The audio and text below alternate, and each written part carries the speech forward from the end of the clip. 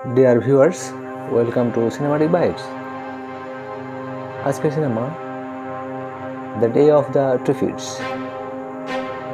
এই মুভির ঘটনার শুরু ঠিক এভাবে। বিজ্ঞানীদের আবিষ্কৃত ট্রাফিড নামের মাংসাশী, বিষাক্ত ও চলাচলে সক্ষম উদ্ভিদের তেল লাভজনক হওয়ায় খামারে এদের চাষ শুরু হয়। একদিন রাতে এক বিরল ও অলৌকিক সবুজ মহাজাগতিক আলোকছটা দেখে পৃথিবীর প্রায় ৯৯% মানুষ এক রাতে পুরোপুরি অন্ধ হয়ে যায়। মানুষ যখন অন্ধ ও অসহায়, তখন খামার ভেঙে বেরিয়ে আসে বুদ্ধিমান ও বিষাক্ত ট্রাফিড গাছগুলো। তারা মুক্ত আকাশে মানুষের শিকার করতে শুরু করে।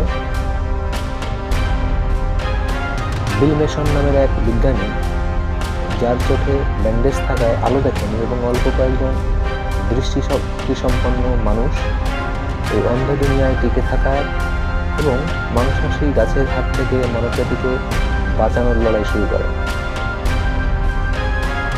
এই সিনেমার অন্তর্নিহিত অর্থ বা গভীর থিম, গল্পটি কেবল ভৌতিক বা সায়েন্স ফিকশন নয়, এর গভীরে কিছু গুরুত্বপূর্ণ বার্তা রয়েছে।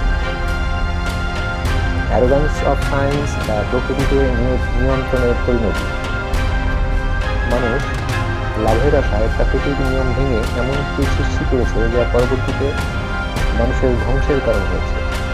এটি বোঝায় প্রকৃতিকে অতিরিক্ত শোষণ করলে প্রকৃতিই একদিন প্রতিশোধ নেয়। ফ্র্যাজিলিটি অফ সিভিলাইজেশন বা মানব সভ্যতার ভঙ্গুরতা।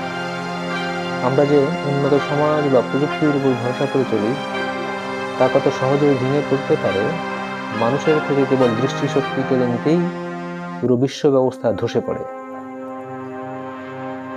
কোল্ড ওয়ার প্যারানোইয়া বা ঠান্ডা যুদ্ধের ভয় ও জৈব অস্ত্র।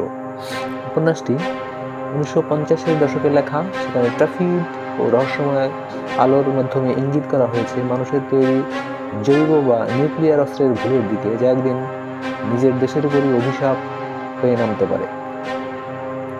বিপদের সময় মানুষ কত দ্রুত স্বার্থপর হয়ে ওঠে এবং আইন কানুন ভুলে বর্বর যুগে ফিরে যায়, তা এই সিনেমায় তুলে ধরা হয়েছে।